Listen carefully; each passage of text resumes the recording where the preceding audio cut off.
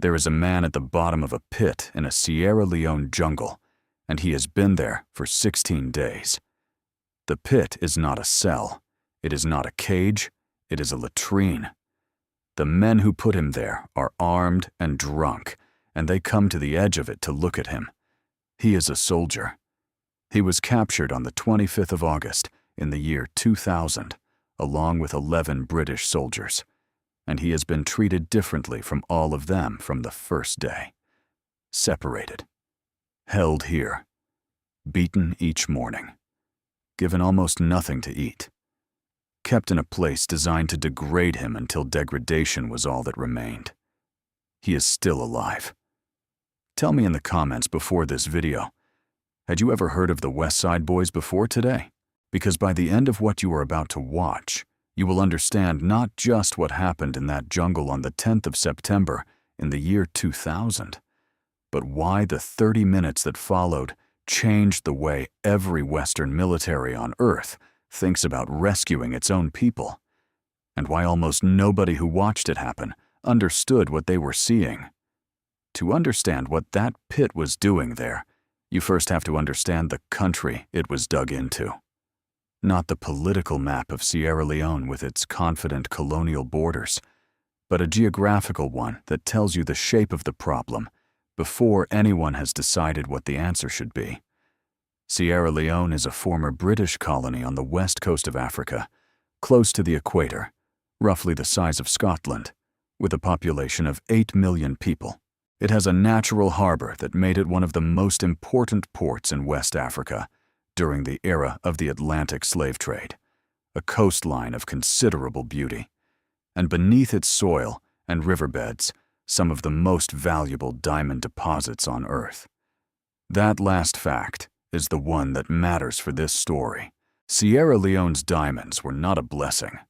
They were the engine of a catastrophe that lasted 11 years and consumed roughly 50,000 lives and left the country by the year 2000 in a condition that required a visitor to discard most assumptions about what a government is supposed to do and what an army is supposed to be. The Civil War began in 1991 when a rebel army called the Revolutionary United Front crossed into Sierra Leone from Liberia with the stated intention of overthrowing the government. The RUF was led by a man named Foday Sanko, and its methods were among the most systematically brutal of any armed group operating anywhere on Earth in the late 20th century. They used machetes and axes to amputate the hands, arms, and legs of civilians. Men, women, children. Not as random violence, but as deliberate political strategy, designed to terrorize populations into submission and prevent people from voting in elections by removing the hands they would use to mark the ballot. They abducted children, fed them drugs and alcohol, and turned them into fighters for whom killing had become unremarkable.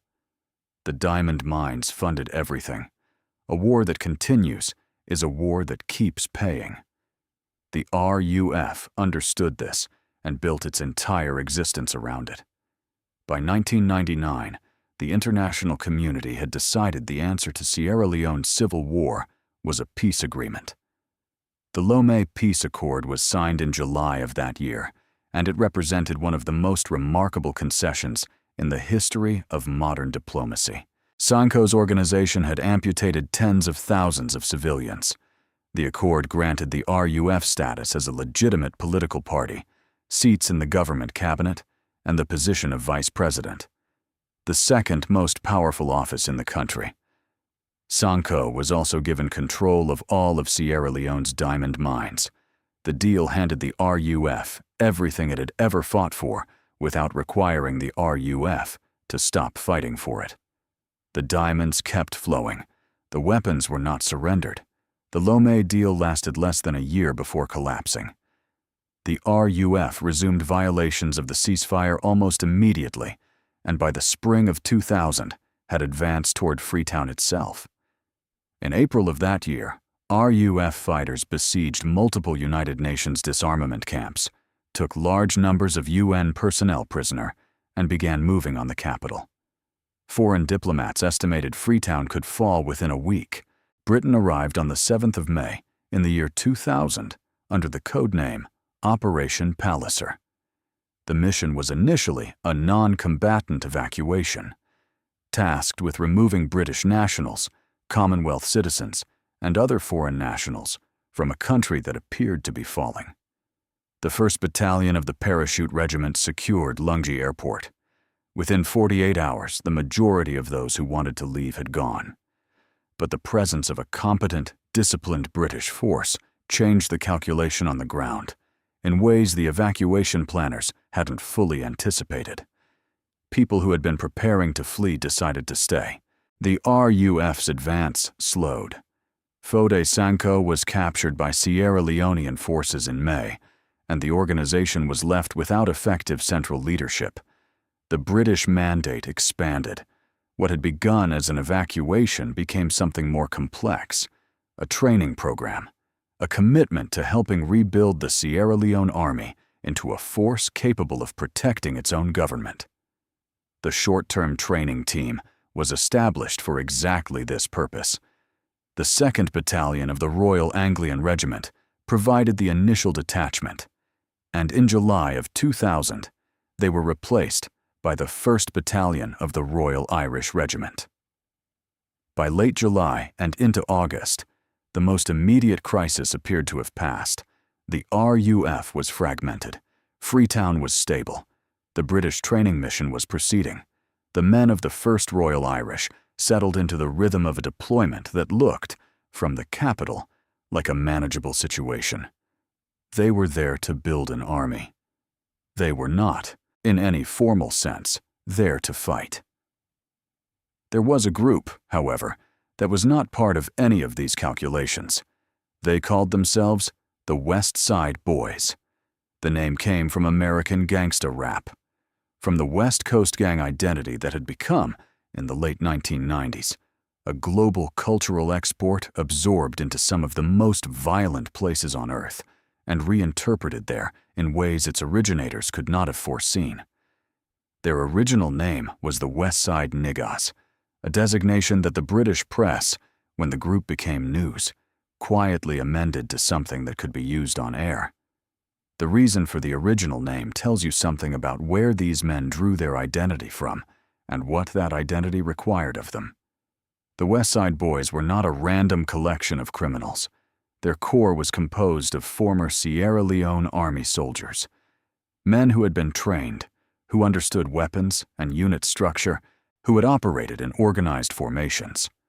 Around that core, they had accumulated coerced civilians, defectors from the RUF, escaped prisoners from the chaos of the 1997 coup, and children, abducted children, some very young, who had been fed drugs and alcohol and inducted into a world in which killing was presented as necessary and inevitable. The group's total strength by the summer of 2000 was estimated at between 400 and 600 fighters, sustained by conflict diamonds and roadblock extortion. They had fought on both sides of the Civil War, had at one point cooperated with British officers in exchange for weapons and medical supplies, and had been told, when the Lome Agreement arrived, to enter the disarmament process and give their weapons back. They had refused. Instead, they established a base in 2 abandoned villages on opposite sides of a fast-flowing river called Rokel Creek in the Accra Hills district, approximately 50 miles east of Freetown. The larger base was at Magbeni on the south bank. The smaller camp, where their prisoners would be held, was at Berry Bana on the north bank. Between the 2 villages ran the creek itself, its currents powerful, its banks soft and swampy, carrying the color of water that runs for miles through dense equatorial jungle. Their leader was a man named Fode Calais, not the same Fode Sanko who led the RUF and was now in custody. A different man, sharing a first name and nothing else. Calais was a former Sierra Leone Army soldier who had defected to the RUF and then defected again when a different affiliation became more profitable. He styled himself brigadier. He had never been a brigadier. He had awarded himself the rank in the same way he had awarded himself everything else, because there was no one to stop him, and the title made the men around him easier to manage. His spokesman took the name Colonel Cambodia. In the world the West Side Boys had built, names and ranks meant whatever the men bearing them decided they meant. The group was chronically intoxicated. Marijuana, heroin, crack cocaine, palm wine. All of it in combination throughout the day. This was not incidental to their behavior. It explains the erratic quality of everything they subsequently did. The negotiations that forgot their own previous terms. The demands that escalated past any conceivable reality. The mood shifts that could move from relative calm to the edge of execution in the space of a single conversation. The drugs also intersected with something the West Side Boys believed about themselves. They had ritual practices. They believed that magic made them invulnerable to bullets. This belief was sincere. It produced, in their fighters, a quality that their opponents would find genuinely unsettling when the time came. They fought as men who did not expect to die. Their motto, documented from survivor and participant interviews, was direct. What makes the grass grow? Blood. Blood. Blood.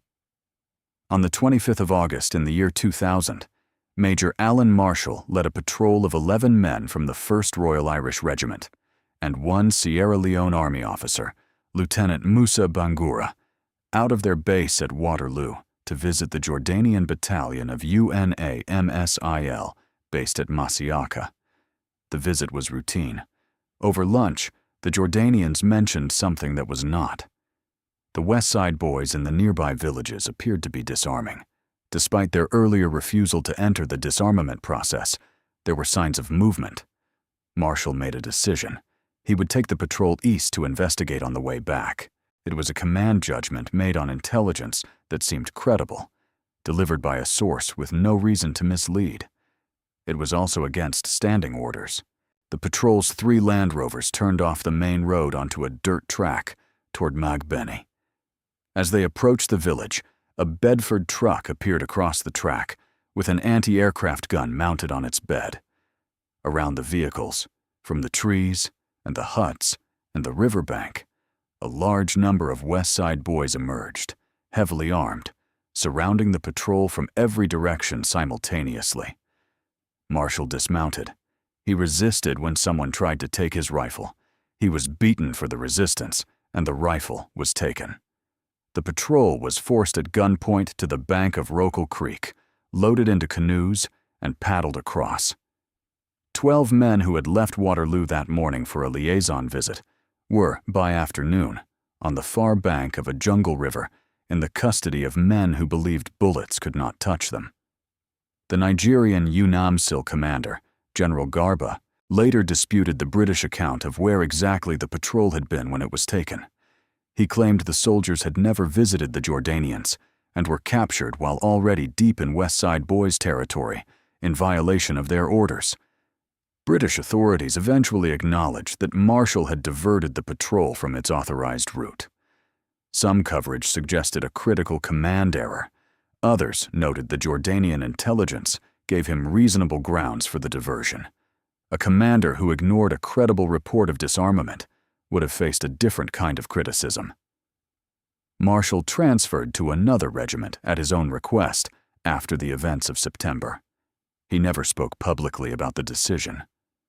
2 days later, Lieutenant Colonel Simon Fordham, commanding officer of the 1st Royal Irish, drove to the end of the jungle track from the main road as far as the West Side Boys would permit negotiators to approach, and sat down across from Fode Calais.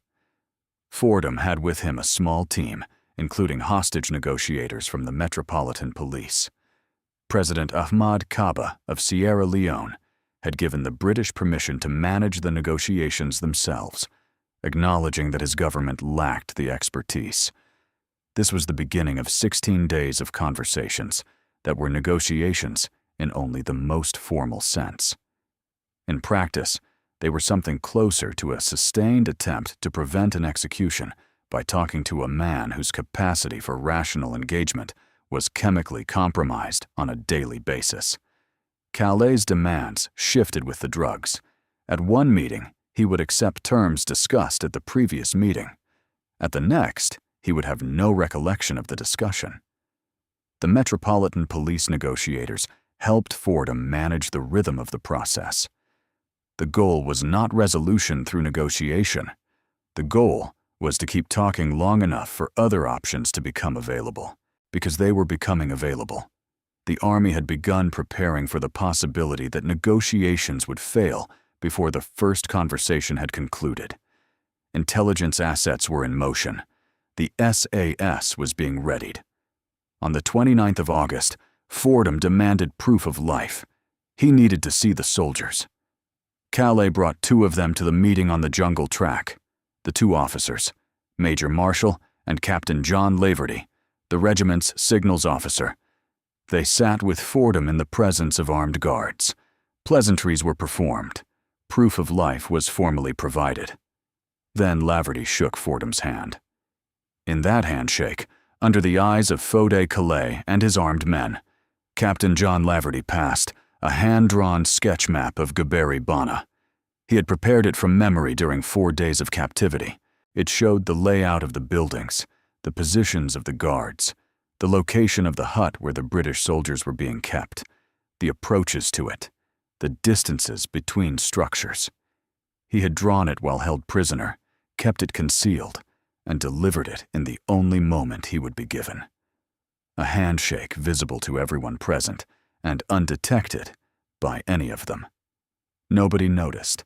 Laverty received no decoration for this. His contribution to the operation that would eventually rescue him is documented in multiple accounts and highlighted in almost none of them. The map he passed in that handshake was the intelligence foundation on which the entire assault plan would be built.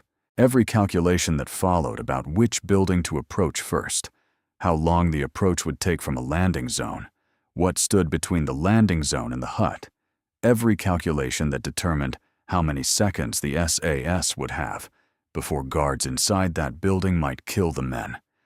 It was trying to rescue descended from the 30 seconds it took 2 officers to shake hands on a jungle track.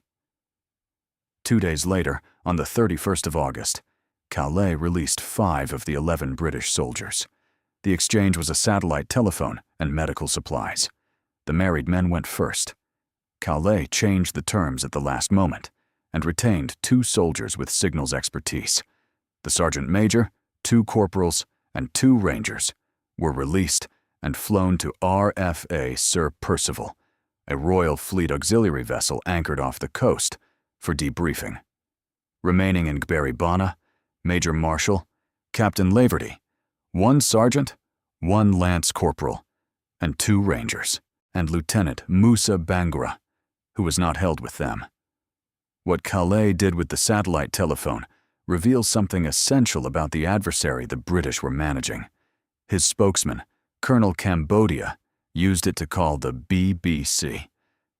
The interview lasted long enough to outline demands that were so disconnected from any achievable reality that they functioned as a diagnosis rather than a negotiating position. The renegotiation of the Lomé Peace Accord, the release of all prisoners held by Sierra Leonean authorities, immunity from prosecution for the entire organization, safe passage to the United Kingdom, guaranteed places at British universities, integration into the Sierra Leone Army on the West Side Boys' own terms. The call depleted the battery, but before it did, specialists from the Royal Corps of Signals had been listening. The transmission allowed them to triangulate the exact geographical position of the telephone and therefore of both camps. Britain had provided Calais with a phone to facilitate negotiations. Calais had used it to make impossible demands on the BBC. The Signals Corps had used it to locate him to a precision that made the assault plan possible. The instrument of communication became the instrument of targeting. The days between the 1st of September and the 9th were a pattern of escalating unreality. The negotiators concluded that the demands were stalling tactics rather than genuine positions. that Calais was using the theater of negotiation to buy time, perhaps to move the hostages deeper into the bush, where recovery would become much harder, perhaps simply because the situation granted him a status he had never previously held and was reluctant to surrender. He conducted, at some point during those days, a mock execution, bringing the British soldiers before him and threatening to shoot them unless they provided a satisfactory explanation for why they had entered his territory. The hostages gave explanations. The weapons were not fired. The possibility that this would change was not something any of them could discount. While the negotiations continued at the jungle track, something was being built 30 miles south of Freetown. Tony Blair had been briefed. He knew what the options were and what they cost. The assault plan under development involved carrying approximately 60 SAS soldiers in Chinook helicopters at low altitude over terrain controlled by an armed group with heavy machine guns. If a single Chinook went down, the casualties would be catastrophic, not just in lives, but in the political and strategic consequences of a defeated Special Forces operation at the opening of the 21st century. Blair authorized the planning to proceed. He accepted the risk with full knowledge of its dimensions. The weekend of the 3rd and 4th of September, D Squadron of 22nd SAS Regiment began moving to Sierra Leone. They had returned only recently from a training exercise on the east coast of Africa. The continent had barely changed beneath them. They established a base at a village called Hastings, 30 miles south of Freetown, approximately 15 minutes flying time from the West Side boys' camps on Rokel Creek. Shortly after the SAS arrived, a company of the 1st Battalion, Parachute Regiment joined them. A company had been on exercise in Jamaica when Operation Palliser began in May and had missed that deployment, had been ready and not called. They were the Airborne Lead Company, the unit on call for exactly this kind of contingency. They set up their tents 200 yards from the SAS, and almost immediately former colleagues began recognizing each other across the divide. The SAS draws more of its personnel from the Parachute Regiment than from any other unit in the British Army. There were men in D Squadron who had been in one para before selection, and there were men in A Company who remembered them from before they disappeared into Hereford. The recognition was quiet and specific and brief because there was work to do.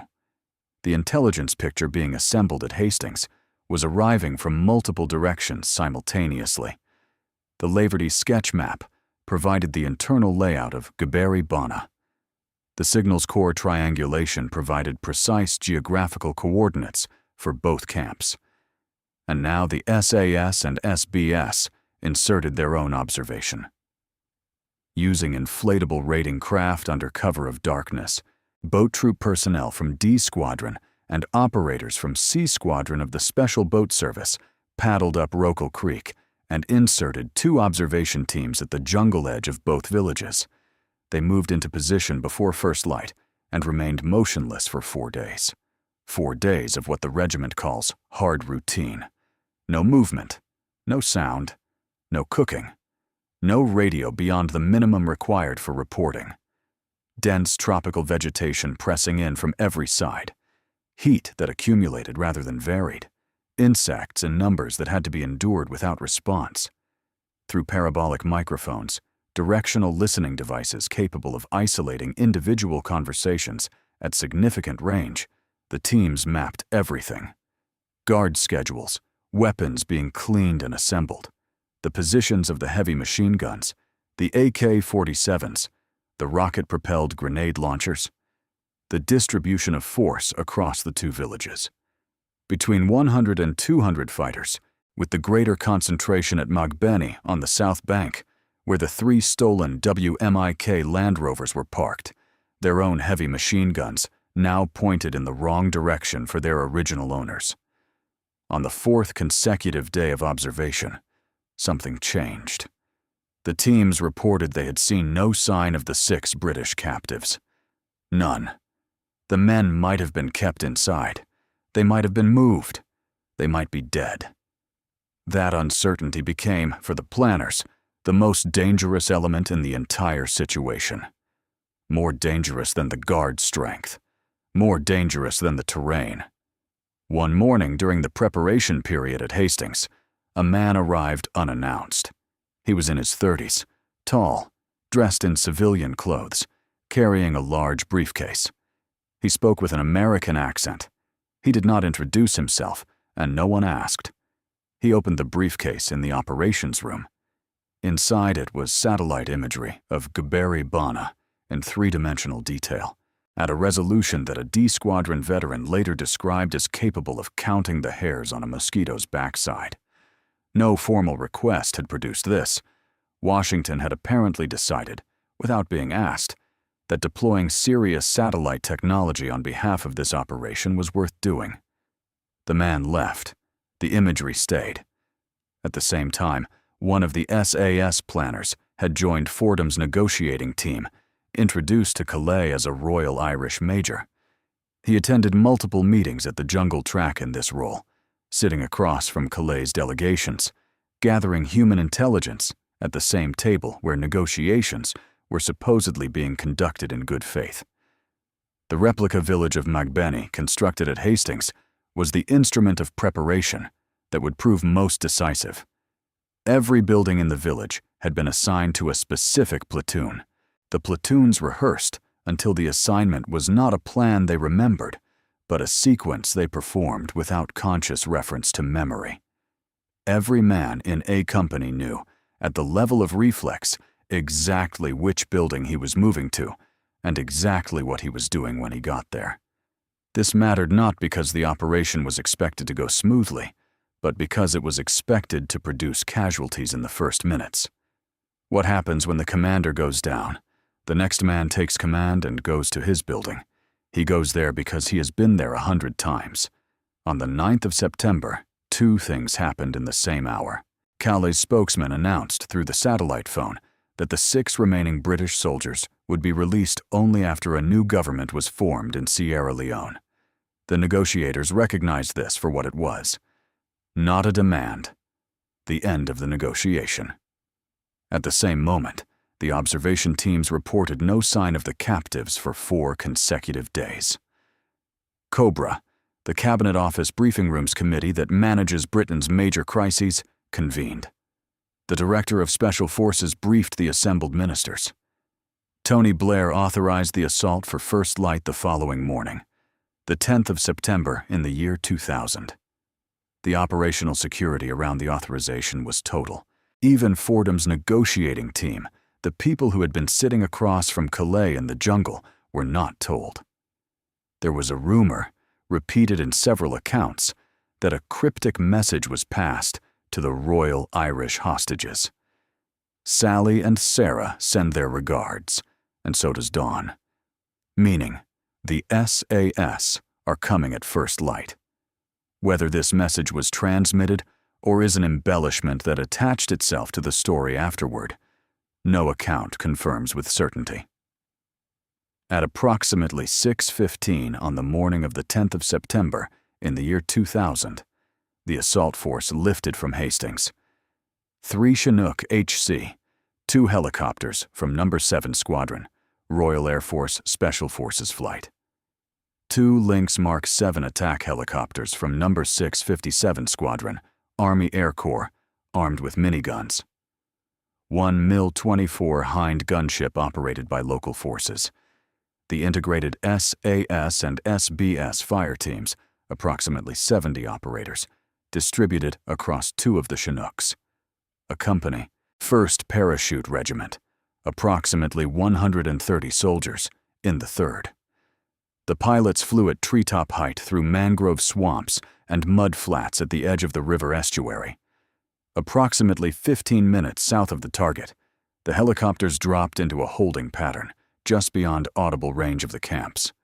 The observation teams on the ground moved from their concealed positions to the jungle edge, where they would provide covering fire for the assault force in the first seconds of the landing.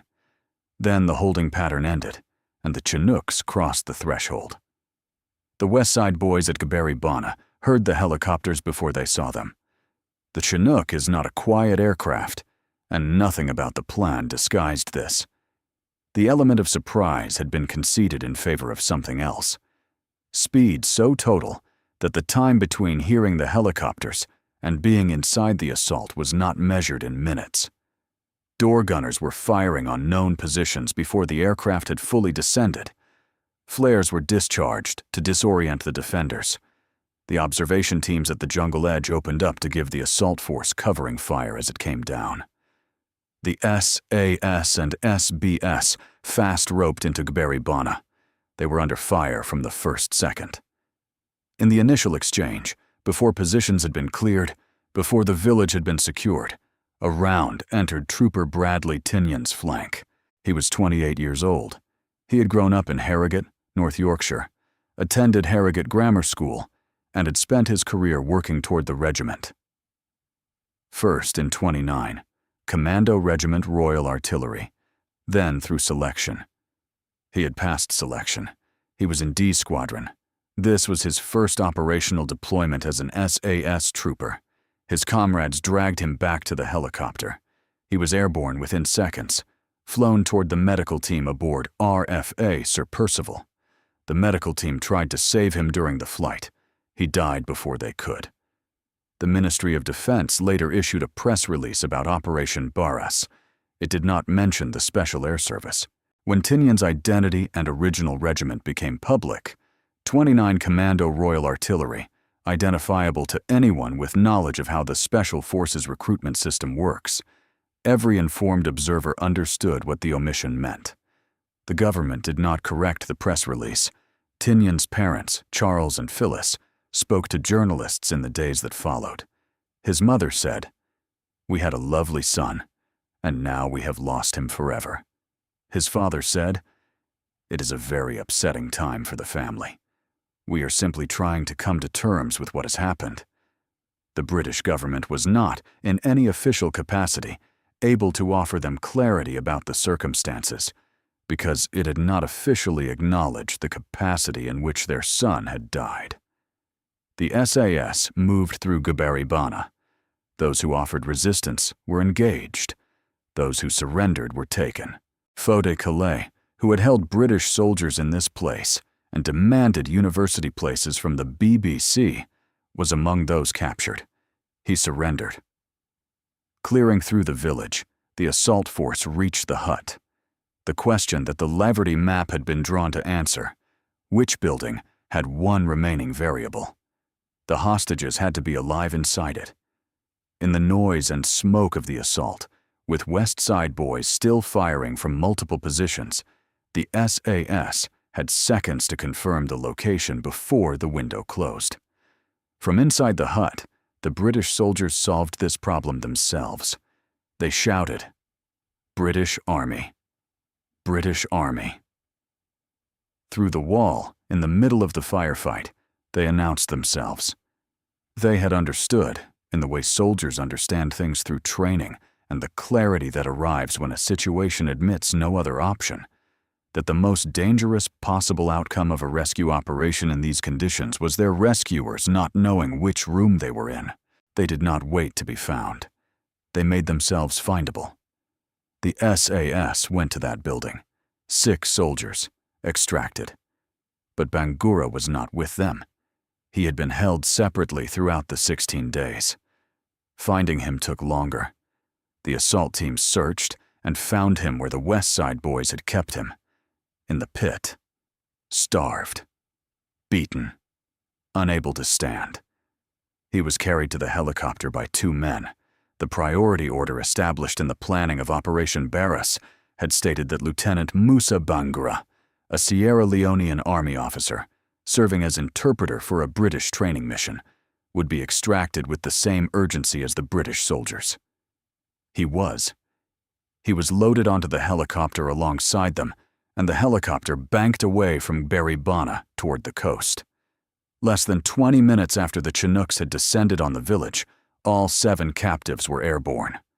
6 weeks earlier, none of them had heard of Gbaribana. In less than 20 minutes they had left it. Across Rokel Creek, the assault on Magbeni had lifted at the same moment the SAS descended on Gbaribana, and its opening minutes had gone immediately and comprehensively wrong in every way that did not ultimately matter. The Chinook set down at the designated landing zone. The landing zone was a swamp, not wet ground. A swamp in pre-dawn darkness, with the noise of the aircraft fading overhead, and weapons and mortars and machine gun components to carry, and 500 meters of water between the paratroopers and their objective. Captain Cradden, 30 years old, from Sheffield, later described it with the understatement of a man trained never to say more than the situation requires. The helicopter landing site was about 500 meters from the objective, and we waded chest-deep for about 500 meters to get there. Despite the early morning mist, they were spotted before they reached the bank. The gunships used their miniguns to pin down the attackers and give the Barras time to get through the water and ashore. Then the mortar shell landed among the advancing paratroopers and wounded the company commander and several key personnel. Command passed to Acting Captain Daniel Matthews, not after a pause, not after a conversation about what should happen next. The commander went down, and Matthews was in command before the second had turned, because the rehearsals at Hastings had been rehearsals specifically for this contingency. Not for the version of the operation where everything went right, but for the version where the first thing that happened was that the command structure was disrupted, and every man had to execute his assignment from what he had built into himself on the replica village, rather than from instruction received in the moment. Each platoon went to its buildings. The buildings matched the replica. Corporal Dawes, 29 years old, from Basingstoke, fighting his first firefight, said afterward, "Once we got into the battle, the training took over. The West Side boys at McBenney did not collapse. They regrouped after the initial assault, returned from the jungle where they had briefly fled, and counterattacked the Barras positions. The heavy machine guns on the south bank opened up, the guns that could have fired across Rokel Creek and shot down the Chinooks operating over Gberi if the Barras had not been here, in this swamp, absorbing exactly this fire. The paratroopers scrambled for cover among the huts, returned fire, and assembled their 81mm mortars under incoming rounds. Rounds went into the tree line, close quarters fighting through the buildings, each platoon clearing the structures it had been assigned, structures it had cleared in training until clearing them was not a decision, but a direction the body simply went. 90 minutes from the Barras' arrival, McBenney was subdued. The ammunition store was found and secured. 21 Sierra Leonean civilians held prisoner in the village were freed, and the 3 WMIK Land Rovers, the patrol vehicles that had belonged to the Royal Irish on the 25th of August, that the West Side boys had parked at McBenney as evidence of what they had done, were recovered intact, loaded beneath Chinooks, and airlifted out. The same vehicles. Going home. The last British troops withdrew from the area at 1400 hours, following 4 hours of clearing operations in the surrounding jungle. A survivor of the assault later described seeing laser sights moving through the trees and British voices calling into the vegetation. Come out, West Side boys. The jungle produced bodies, hidden in the undergrowth, that were collected and buried in mass graves. That morning, while the operation was still active, General Sir Charles Guthrie, the chief of the defense staff and the professional head of the British Armed Forces, appeared as a pre-booked guest on a Sunday morning television program called Breakfast with Frost. He could not cancel without drawing attention he could not explain. He sat across from Sir David Frost and told the nation that a British military operation in Sierra Leone had taken place and had succeeded. He said, "We did not want to have to assault because it is a very difficult operation. There are big risks in it, but we have done it." The last Land Rover had not yet been airlifted out. Later that day, the Defense Secretary Jeff Hoon held a formal press conference. The operation, he stated, sent powerful messages. The refusal of successive British governments to deal with terrorists and hostage takers.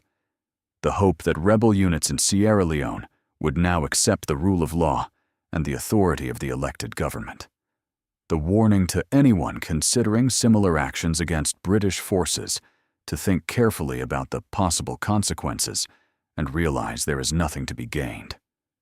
The press release issued by the Ministry of Defense described the operation in detail. It did not mention the Special Air Service. Confirmed killed. At least 25 West Side boys. The actual figure was almost certainly higher, possibly approaching 80, accounting for those killed in gunship strikes on tree lines, where deaths could not be physically confirmed. Captured alive. 18 West Side boys, among them Fode Calais, who was subsequently taken to a radio station and recorded a message for broadcast on Sierra Leonean radio, urging his remaining fighters to surrender. He also identified the bodies of his men killed at both villages so they could be buried. He complied with both requests. Within 2 weeks of the 10th of September, 371 West Side boys had surrendered to United Nations forces, including 57 children. Sierra Leone's Minister for Information declared the West Side boys finished as a military threat. He was correct. On the British side, 1 soldier killed, 12 wounded. All 7 captives recovered alive. Operation Barras is remembered, to the extent that it is remembered at all outside military and special forces communities, as a successful SAS raid on a jungle camp in West Africa. The SAS went in, got the soldiers out, came home. An SAS soldier involved in the operation characterized it explicitly as something other than the clean institutional image that description implies. Not a clinical black balaclava, Prince's Gate type operation, he said, referring to the 1980 Iranian embassy siege, the regiment's most famous and most visible moment. It was a very grubby, green operation with lots of potential for things to go wrong. The distinction matters because what made Operation Barras consequential was not its precision. It was what it proved, and most of what it proved had nothing to do with Gaberi Bana. The structural question that produced one para's role in the first place is the place to start. The SAS cannot, by itself, execute a simultaneous assault on 2 locations separated by a river when the location it is not assaulting contains between 100 and 200 fighters with heavy machine guns capable of shooting down its helicopters. D Squadron could take Gaberi Bana. It could not simultaneously suppress Mugbani. The operation required a force multiplier, a conventional infantry unit capable of executing a complex assault in support of a special forces primary objective. Without the paras at Mugbani, the Chinooks over Gaberi Bana were exposed. The paras' assault was not a secondary action. It was the condition that made the primary action survivable. This template, Special Forces' primary objective with elite conventional infantry as enabling force, had never been formalized in British military doctrine before the 10th of September 2000. After it, the Army began the process of doing exactly that. The Special Forces Support Group, created in the years following Operation Barras, is a permanent unit built initially around 1 para and defined by a single institutional role. Force multiplier for British Special Forces on large or complex operations. Every time British Special Forces have operated with conventional infantry support in the theaters of the subsequent 2 decades, and they have repeatedly, and the model has been foundational to how those operations were planned. The template was established at Mugbani, in a swamp, by paratroopers, some of whom had finished basic training weeks before the operation, under a commander who took command because the man above him had been hit in the first minutes, and going to his building was the only thing left to do. Barras was also the first time in the history of the regiment that the SAS was deployed to rescue other members of the British Army. Before September 2000, that specific combination of circumstances had never formally arisen. After September 2000, the capability, the doctrine, and the institutional knowledge of how to execute such a mission existed in a form that could be repeated. It exists still, and it was the first time the SAS and SBS operated as fully integrated fire teams, operators from both units distributed through the assault force as a single combined element. This integration became standard. 3 institutional firsts. 2 of them have shaped British Special Forces operations for 25 years. Neither is widely known outside the relevant institutions. There is a nested quality to what Operation Barras actually was beneath the headline of the rescue. Britain arrived in Sierra Leone to protect its own citizens during an evacuation. It stayed to protect a government that could not protect itself. It deployed the Royal Irish to train an army that did not yet exist in functional form. The Royal Irish needed a Sierra Leonean officer to interpret and liaise for them. That officer was taken prisoner alongside them, treated as the most expendable person in the camp, held in a pit, and then extracted with the same formal priority as the British soldiers, who were the stated purpose of the operation. The chain of protection runs from Sierra Leone's civilians, through its government, through its army, through its liaison officer, to 6 Royal Irish soldiers in a hut. The SAS anchored the end of that chain and pulled. This is what it looks like when a commitment is real rather than rhetorical. The strategic consequences for Sierra Leone were proportionate. The capture of the Royal Irish Patrol had raised a question that the Sierra Leonean population could not ignore. Whether Britain's presence was a genuine commitment or a limited deployment that would end the moment British interests required it. The assault answered that question. The British government increased its support for the United Nations mission in the months that followed. Sierra Leone's civil war formally ended in January 2002. A British-led military training mission has operated in the country continuously from the end of that war to the present. The country that Britain arrived to evacuate in May 2000 has a functioning government and has held multiple democratic elections. The building where the 6 Royal Irish soldiers were held at Barras still stands, according to a visitor who made the journey in recent years, crossing the creek by boat from Magbeni and making his way through the same jungle that the observation teams had occupied for 4 silent days. The building is intact, bullet holes in its walls. The elder who met the visitor asked him to leave. Too many people had come and promised to help the community, and given nothing when they departed. The pit where Bangura was held has been filled in. There is a man at the bottom of a pit in a Sierra Leone jungle. You know now what he was doing there, and you know what happened to him. Lieutenant Musa Bangura was carried out of that pit on the morning of the 10th of September in the year 2000 by soldiers who had been told formally that his life was worth the same as the lives of the men they had crossed a river to recover. He survived. The operation that rescued him lasted less than 20 minutes at Barras and 90 minutes at Magbeni. It killed 1 British soldier on his first deployment, wounded 12 others, and produced an institutional template that British Special Forces still operate from today. It was the first time the regiment rescued other members of the British Army. It was the last military operation the West Side Boys ever conducted as a functioning force. What happened in those 2 villages was not a historic operation, in the way that Dunkirk or Arnhem are historic. It did not involve armies or change the borders of nations.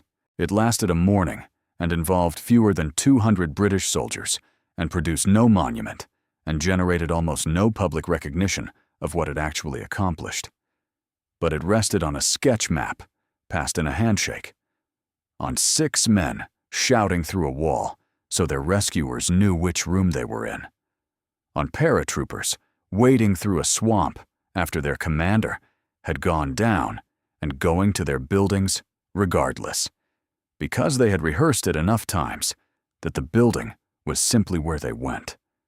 The most consequential things often happen in exactly the kind of place that produces no photographs and leaves behind nothing except a building with bullet holes in its walls and a pit that has been filled in. Now you know what happened there.